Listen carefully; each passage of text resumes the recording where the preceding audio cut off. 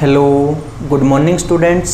बेटा previous lecture के अंदर हमने डिस्कस किया प्रिंसिपल ऑफ होमोजेनिटी को। प्रिंसिपल ऑफ होमोजेनिटी के इनसाइड हमने डिस्कस किया बेटा हम सिमिलर फिजिकल क्वांटिटी को ही ऐड कर सकते हैं और सिमिलर फिजिकल क्वांटिटी को ही हम सब्ट्रैक्ट कर सकते हैं। जो टॉपिक बेटा आज हम डिस्कस करेंगे उसका नाम है बेटा application of dimensional analysis. Dimensional analysis की बेटा हम एप्लीकेशन को आज डिस्कस करेंगे। डायमेंशनल एनालिसिस की बेटा जो फर्स्ट एप्लीकेशन है वो देखो, checking the correctness of an equation. In application को बेटा यूज किया जाता है इक्वेशन की करेक्टनेस को चेक करने के लिए कि जो आपकी इक्वेशन है वो करेक्ट है या नहीं है। बेटा जो फर्स्ट एप्लीकेशन है देखो, for a correct equation dimension of each term on left hand side is equal to dimension of each term on right hand side. जो फर्स्ट एप्लीकेशन है बेटा उसके बेस पे इक्वेशन की लेफ्ट हैंड साइड की each term की dimension equation की right hand side की ईच टर्म की डायमेंशन के इक्वल होगी। दोबारा से समझो बेटा, जो टॉपिक आज हम डिस्कस कर रहे हैं बेटा वो है application of dimensional analysis. Dimensional analysis की एप्लीकेशन को बेटा हम यूज करते हैं इक्वेशन को चेक करने के लिए, मीन जो आपकी इक्वेशन है वो करेक्ट है या नहीं है। जो फर्स्ट एप्लीकेशन है बेटा उसके अंदर हम देखते हैं जो इक्वेशन है, इक्वेशन की लेफ्ट हैंड साइड की ईच टर्म और राइट हैंड साइड की ईच टर्म की डायमेंशन अगर सेम है तो आपकी इक्वेशन की होगी बेटा करेक्ट होगी। देखो यहाँ पे for a correct equation dimension of each term on left hand side, equation की लेफ्ट हैंड साइड की ईच टर्म की डायमेंशन बेटा इक्वल होगी dimension of each term on right hand side, equation की राइट हैंड साइड की each term के बेटा। इस एप्लीकेशन को बेटा हम कुछ क्वेश्चन की सहायता से अच्छे से समझने की कोशिश करते हैं। जो फर्स्ट क्वेश्चन है बेटा वो देखो, check the correctness of an equation s is equal to ut plus of 80 square. बेटा दोबारा से देखो, check the correctness of an equation s is equal to ut plus of 80 square. आपको इक्वेशन दिए बेटा s is equal to ut plus of 80 square. s stand for displacement, a stand for acceleration, acceleration होता है बेटा आपका metre पर second square, t stand for time, u stand for velocity और velocity होती है बेटा आपकी मीटर पर सेकंड। यहाँ पे देखो बेटा हमने क्या फाइंड आउट करना है बेटा, जो आपकी इक्वेशन है वो करेक्ट है या नहीं। सबसे पहले हम एप्लीकेशन जो फर्स्ट है उसको अप्लाई करते हैं बेटा। यहाँ पे लेफ्ट हैंड साइड की टर्म ली बेटा, हमारे पास लेफ्ट हैंड साइड में एक टर्म है s। सबसे पहले हम s की डायमेंशन निकालेंगे बेटा, dimension of s stand for बेटा डिस्प्लेसमेंट, डिस्प्लेसमेंट की आपकी डायमेंशन होती है बेटा l। अब हम चलते हैं राइट हैंड साइड में बेटा इक्वेशन के। जो राइट हैंड साइड की टर्म है बेटा वो है ut प्लस ऑफ 80 स्क्वायर। यहाँ पे एक टर्म बेटा ये है राइट हैंड साइड में और एक टर्म आपकी ये है। तो हम सबसे पहले निकालते हैं बेटा dimension of ut। u stand for बेटा वेलोसिटी, वेलोसिटी की होती है मीटर पर सेकंड, मीटर के लिए बेटा l और सेकंड के लिए आपका t, इनटू में क्या बेटा t, time, t stand for time, time के लिए बेटा t, t से t कैंसिल आउट। तो यहां से आपकी जो डायमेंशन निकल गई बेटा ut की वो निकल गई l। बेटा अब हम चलते हैं राइट हैंड साइड की जो सेकंड टर्म है उसकी ओर, हाफ 80 स्क्वायर। हाफ बेटा कांस्टेंट टर्म है और कांस्टेंट टर्म की कोई भी डायमेंशन नहीं होती।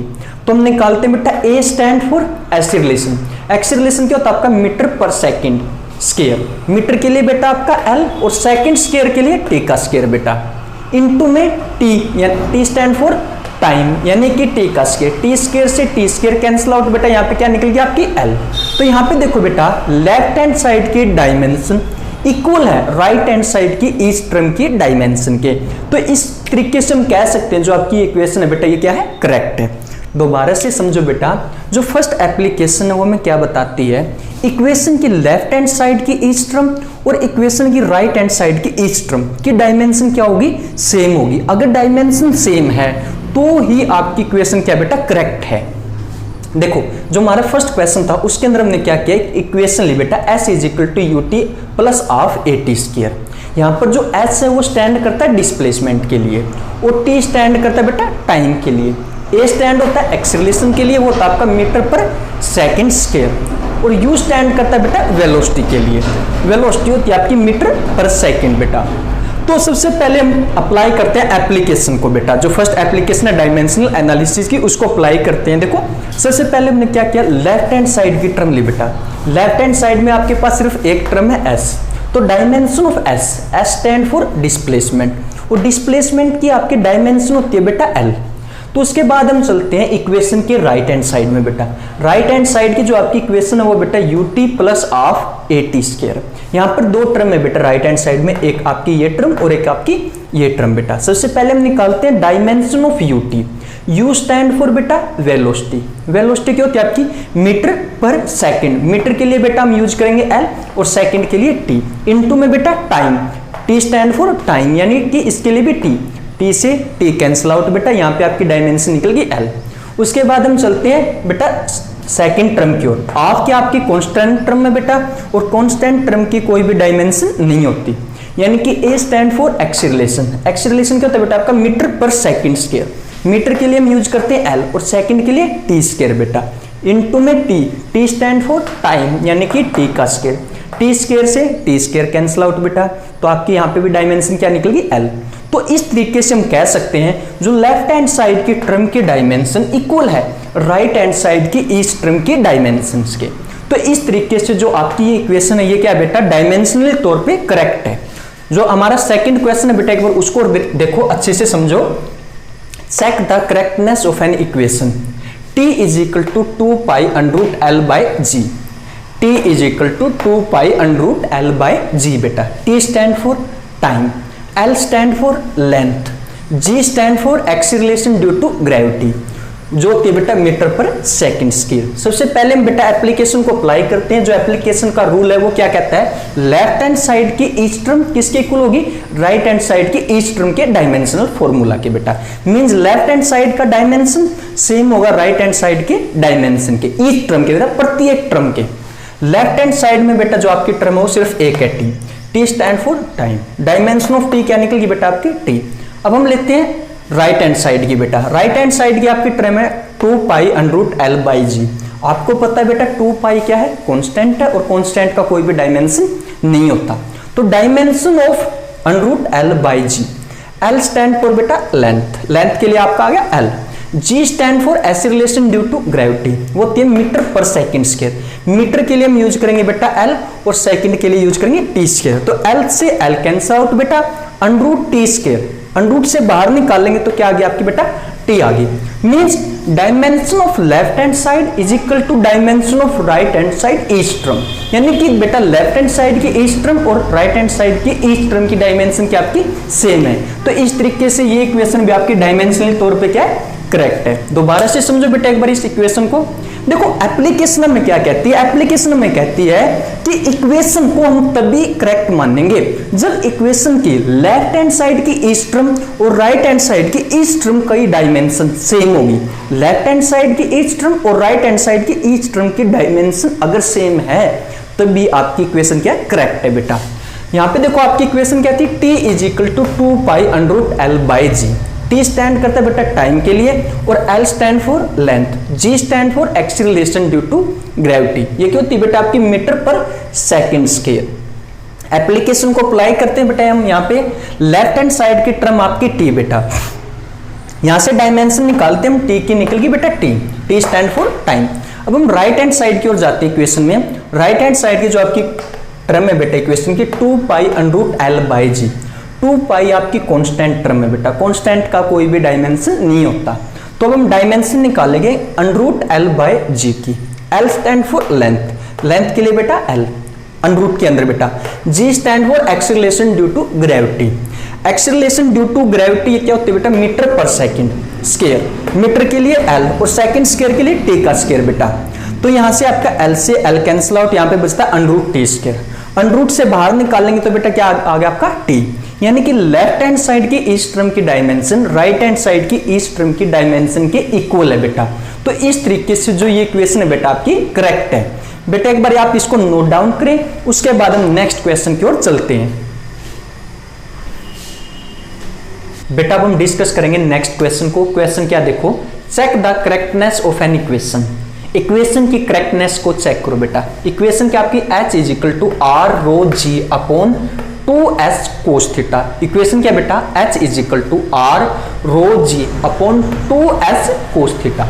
यहां पे देखो बेटा h stand for height, r stand for radius, rho stand for density. Density क्या होती है बेटा आपकी mass upon volume, g stand for acceleration due to gravity. Acceleration क्या होता है बेटा आपका मीटर पर सेकंड स्क्वायर, और s stand for surface tension, वो क्या था बेटा फोर्स अपॉन लेंथ, और थीटा क्या एंगल ऑफ कॉन्टैक्ट बेटा। दोबारा से देखो बेटा इक्वेशन क्या आपकी H is equal to r rho g upon 2s cos theta. यहाँ पर H stand for height, R stand for radius, rho stand for density. Density क्या होती है बेटा mass upon volume. G stand for acceleration due to gravity, ये होता है metre पर सेकंड स्क्वायर। H है बेटा आपका सरफेस टेंशन यानी कि फोर्स अपॉन लेंथ बेटा। थीटा क्या एंगल ऑफ कांटेक्ट बेटा। यहाँ पे देखो अब हम एप्लीकेशन को अप्लाई करते हैं बेटा, डायमेंशनल एनालिसिस की जो आपकी फर्स्ट एप्लीकेशन है उसको अप्लाई करते हैं। वो क्या कहती है, इक्वेशन के लेफ्ट हैंड साइड की ईच टर्म और इक्वेशन के राइट हैंड साइड की ईच टर्म की डायमेंशन क्या होगी, सेम होगी। तो हम इक्वेशन की सबसे पहले लेफ्ट हैंड साइड की टर्म को लेते हैं बेटा, जो क्या है h। तो हम यहाँ पे h का डायमेंशन निकालेंगे बेटा, dimension of h stand for बेटा हाइट, हाइट की डायमेंशन होगी आपकी l बेटा। अब हम राइट हैंड साइड की इक्वेशन लेते हैं बेटा, r rho g upon 2s cos theta. यहाँ पे बेटा देखो 2 और कोस थीटा क्या है, कांस्टेंट टर्म है, और कांस्टेंट टर्म की कोई भी डायमेंशन नहीं होती। तो dimension of r rho g upon s, यहाँ पे देखो बेटा r stand for radius, radius के लिए हम यूज करेंगे l बेटा। रो स्टैंड फॉर बेटा डेंसिटी, डेंसिटी क्या होती है आपकी मास अपॉन वॉल्यूम, मास के लिए बेटा m, वॉल्यूम के लिए l की क्यूब बेटा, इनटू में g, g stand for acceleration due to gravity यानी कि वो होती है मीटर पर सेकंड स्क्वायर, मीटर के लिए l, सेकंड स्क्वायर के लिए t का स्क्वायर बेटा, अपॉन में क्या है s, s क्या था आपका सरफेस टेंशन यानी कि फोर्स अपॉन लेंथ। यहां पर बेटा फोर्स का डायमेंशनल फॉर्मूला m की पावर 1 l की पावर 1 t की पावर -2 अपॉन बेटा l, ये l बेटा ऊपर जाएगा तो हम इस इक्वेशन को कुछ ऐसा लिख सकते हैं l m l l, l m l, ये l ऊपर जाएगा बेटा अपॉन m की पावर 1 l की पावर 1 t की पावर -2 l की पावर 3 t की पावर 2 बेटा। यहाँ पे देखो ऊपर 3l है बेटा, नीचे l की क्यूब है, ये कैंसिल आउट होगी बेटा, m से आपका m कैंसिल आउट बेटा, ये आपका प्लस का ये आपका माइनस का कैंसिल आउट बेटा। यहाँ पे बच गया बेटा l की पावर 1, इसको ऊपर लेके जाएंगे तो ये होगा l की पावर -1। एक बार दोबारा से समझो बेटा, राइट हैंड साइड में जो आपकी इक्वेशन है वो है r rho g upon 2s cos theta बेटा। 2 और कोस थीटा क्या है, कांस्टेंट टर्म है बेटा, तो कांस्टेंट का कोई भी डायमेंशन नहीं होती बेटा। तो यहाँ पे आपके dimension of r rho g upon s, r stand for बेटा रेडियस, रेडियस के लिए हम यूज करेंगे l यानी कि रेडियस की डायमेंशन होती है बेटा l। रो स्टैंड फॉर बेटा डेंसिटी, डेंसिटी क्या होती है मास अपॉन वॉल्यूम, मास के लिए m बेटा, वॉल्यूम हो गया आपका l की क्यूब, इनटू में बेटा g, g stand for acceleration due to gravity metre पर सेकंड स्क्वायर, मीटर के लिए बेटा l, सेकंड स्क्वायर के लिए हम क्या यूज करेंगे t का स्क्वायर अपॉन बेटा s, s stand for surface tension, surface tension क्या है बेटा आपकी फोर्स अपॉन लेंथ, फोर्स का डायमेंशनल फॉर्मूला अपॉन बेटा लेंथ के लिए l बेटा। यहाँ पे आप ये l ऊपर की ओर जाएगा तो हम ऐसे लिख सकते हैं बेटा इसको, अपॉन में ये सारी वैल्यू बेटा, ये कैंसिल आउट होने के बाद यहाँ पे बचता है बेटा l की पावर 1, इसको जब हम ऊपर लेके जाते हैं तो ये होगा बेटा l की पावर -1। अब हम यहाँ पे देखते हैं बेटा लेफ्ट हैंड साइड की टर्म की डायमेंशन और राइट हैंड साइड की टर्म की डायमेंशन सेम नहीं है, तो इसलिए हम कह सकते हैं जो ये इक्वेशन है बेटा आपकी ये करेक्ट नहीं है, जो ये इक्वेशन आपकी ये करेक्ट नहीं है, क्योंकि जो एप्लीकेशन है बेटा डायमेंशनल एनालिसिस की वो क्या कहती है हमें, इक्वेशन की लेफ्ट हैंड साइड की ईच टर्म और राइट हैंड साइड की ईच टर्म की डायमेंशन क्या होगी, सेम होगी। लेकिन हम यहाँ पे देखते हैं राइट हैंड साइड की जो डायमेंशन है बेटा वो है l की पावर -1 और लेफ्ट हैंड साइड की जो डायमेंशन है बेटा वो है l, तो ये दोनों डायमेंशन बेटा लेफ्ट और राइट साइड की सेम नहीं है, तो इसलिए हम कह सकते हैं जो ये इक्वेशन है बेटा ये करेक्ट नहीं है, और रियलिटी के अंदर ही बेटा ये इक्वेशन करेक्ट नहीं है। जो रियलिटी वाली इक्वेशन होती है, जो रियल इक्वेशन है वो होती है बेटा 2s cos theta upon r rho g बेटा, ये सरफेस टेंशन से आपके जो अपकमिंग चैप्टर है सरफेस टेंशन उससे बेटा, यानी कि जो रियल इक्वेशन है वो क्या होती है 2s cos theta r rho g।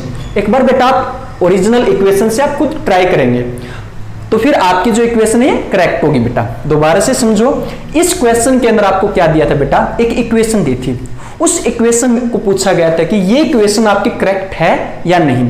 यहाँ पे बेटा जो यहाँ पे वर्ड यूज किया हमने H R rho G S theta वो दे दिए बेटा किसको रिप्रेजेंट करते हैं। उसके बाद हमने क्या किया, एप्लीकेशन को अप्लाई किया, लेफ्ट हैंड साइड की टर्म और राइट हैंड साइड की टर्म की डायमेंशन निकाली।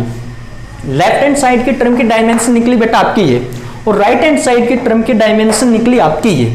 तो हमने देखा जो लेफ्ट हैंड साइड की टर्म की डायमेंशन और राइट हैंड साइड की टर्म की डायमेंशन सेम नहीं है, तो इसलिए हम कह सकते हैं जो आपकी इक्वेशन है वो करेक्ट नहीं है। करेक्ट इक्वेशन क्या है बेटा आपकी, करेक्ट इक्वेशन क्या आपकी 2s cos theta upon r rho g, ये इक्वेशन क्या बेटा आपकी करेक्ट है। अगर इस इक्वेशन के अकॉर्डिंग हम डायमेंशन निकालेंगे तो ये आपके डायमेंशन क्या होगी, लेफ्ट हैंड साइड की और राइट हैंड साइड की सेम होगी। एक बार बेटा आप इस तरीके से खुद ट्राई कीजिएगा, एक बार दोबारा से समझो। जो फर्स्ट एप्लीकेशन है डायमेंशनल एनालिसिस की, उसके अकॉर्डिंग इक्वेशन की लेफ्ट हैंड साइड की ईच टर्म और राइट हैंड साइड की ईच टर्म की डायमेंशन क्या होगी बेटा, सेम होगी। एक बार आप बेटा आप इसको नोट डाउन करें, उसके बाद हम इसके सेकंड एप्लीकेशन को डिस्कस करेंगे बेटा।